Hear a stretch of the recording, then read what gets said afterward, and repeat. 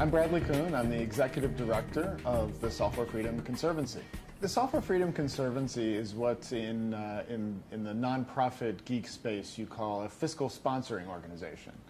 What that means is we're an aggregate home for open source and free software projects. So currently we have 30 member projects and growing, each of which is its own free software or open source project that joins us to get the benefits of being part of a nonprofit charity, but we do all the administrative work. So we delegate all the software development, documentation back to the project. They're good at that. They focus on that.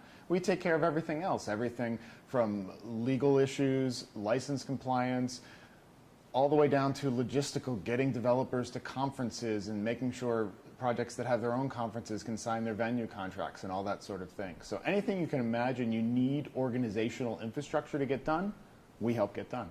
Now, in the world of free software now, what didn't exist a few decades ago, there are a lot of organizations that are defending free software, promulgating, advocating in various ways. So where does the Conservancy fit in versus, let's say, you've got the EFF that defends digital rights in a broader context, you have the Free Software Foundation, Open Source Initiative. Give an idea of what the Conservancy is doing that is different and distinguishes them from others like that. So I think you first mentioned the EFF. I think they're a little bit further out in the periphery of our space because they're not focused on software. They do important work, but they're not in the free software space. The Free Software Foundation is a good comparison in some sense. It really was the first organization that ever was formed as a nonprofit charity to advance and promote free software. And it's the home, very similar to as Conservancy is the home for its projects, the FSF, which I also still volunteer for myself, is the home of the GNU project. And so many of the things that the FSF historically did for the GNU project, there's really a need for other organizations that can do that for other projects. So you see things like the Apache Software Foundation, which for the Apache license culture and the Apache projects who want to operate in the Apache way, they do that for all their projects. Conservancy is different in that we welcome all comers under all different licenses. Our only requirement is that you be under both an OSI approved open source license and an FSF approved free software license. Has to be on both lists. And we're happy to accept all sorts of different projects. So we have everything from BSD license projects to GPL projects, and we try to provide the services that the projects need. So I think the reason we have more of these organizations is there's so much more free software going on than there was 30 years ago. And everybody really needs these services for their projects. Everybody wants to have an organizational home that can make sure the plane tickets get bought for their developers, to go to the conferences, that the conference get organized, that we even do some contract development where donors donate to Conservancy and we pay developers on contract basis to improve free software. We have at this moment about 8 different part-time contractors working with Conservancy writing free software. And so those kinds of things need to get done for these projects, and there really needs to be a neutral territory that's not affiliated with any corporation. In fact, the IRS doesn't let a 501c3, which is our charitable classification, be affiliated with a for-profit company. So we provide that neutral territory for our projects, as many of the other organizations like Apache and others do. Now, when it comes to organizing and licensing, or license compliance, I think license compliance is a big part of what you do. What are some ways that the Conservancy actually, has, at all to enforce licenses? How does that work? So it's not actually a big part of what I do. It's a substantial part. I would say I spend only about between 10 and 15% of my time. I'll revise that. Say an important part. It's an important part. It's a very important part in my view. I think people think it's larger than it is because it's of great interest to everyone, and everyone wants to hear about it all the time. They don't really want to hear about how many developers I got the funding and I got them to a conference to speak, but they love to hear about the license compliance stuff because it has a certain amount of interest and kind of excitement for people, I think. From my point of view, it's actually a very mundane activity. The licenses say what they say. There's Apache licenses that have requirements. The Apache license is not without requirements. It has a few. The GPL has other types of requirements, the copyleft nature of it, as does the LGPL. And we're really here to represent the community of developers. Communities of developers pick licenses because they have a policy reason that they believe it's the right license for them. And so we assist them when someone runs afoul of those licenses. We do it in a very collaborative way. We have a very simple procedure of focusing on trying to get them into compliance for the product that has a problem as well as future products. And we work very closely, and hopefully, although it's a somewhat adversarial process because failure to comply with a free software license is in fact copyright infringement, my goal always is to say the goal here is copyright infringement's just the hook that led us to be talking to you, and our real goal is to get you as a member of this community working in upstream, ideally. It doesn't always happen that they become upstream developers. Occasionally it does. Samsung is a great example of if people look on our website, when they see this, they'll see there's been a recent announcement. Samsung had a compliance problem, which they fixed, and Samsung is working very hard to become an upstream developer. So that kind of activity of engaging with a company who made a mistake, a very honest, legitimate mistake, who needs help to work through the issue and get into compliance, and then because they want to be part of the upstream community.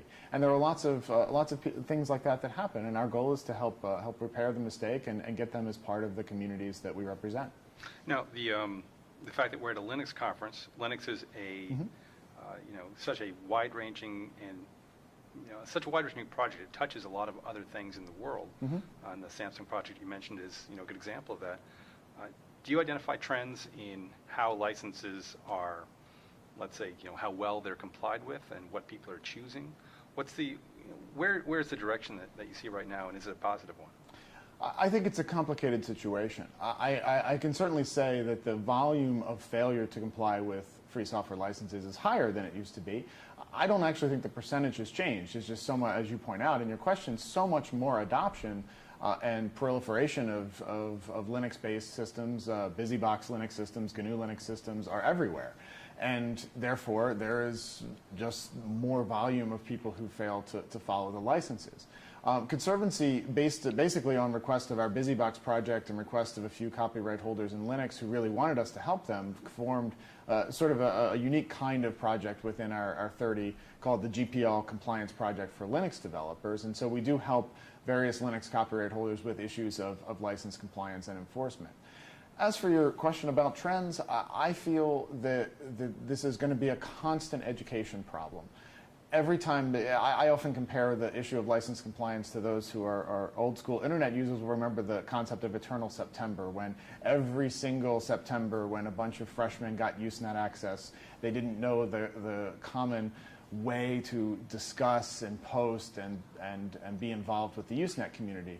Very similar with license compliance. We're in a permanent, eternal September. People are always showing up who don't really understand the GPL and the LGPL and even the Apache license for that matter. They need help understanding it. And I think that's got to be part and parcel to any free software project, not just GPL ones, Apache licensed one, BSD licensed one, ISC licensed ones. They have to help explain their licensing structure and how you can adopt this and how it interacts with the rest of your business if you're a for-profit company. We have to educate. We want our software to be used, but we want it to be used under the licenses as they're stated. And what Conservancy does is for all our projects, from permissive to copyleft, we work with our projects to help their communities, both nonprofit and for-profit, understand how the licenses work. You used a phrase before I liked, license culture. And how do projects actually communicate that stuff is obviously important. What about individual developers? If someone says, I have copyright in a piece of free software that I would like to see the copyright enforced, what does the Conservancy offer to somebody who is out there with code they'd like to see copyright enforced on? Well, generally speaking, the GPL Compliance Project for Linux developers is a slight exception. Linux is kind of a special project compared to everything else in the world. So it's really the only project we do just compliance activity for. Other types of projects normally join us. So I encourage anyone who has a free software project who needs any of these services, because all of them are important. In fact, most of our projects show up because they want us to handle a donation and send a developer to a conference. That's the most classic reason why a project joins Conservancy.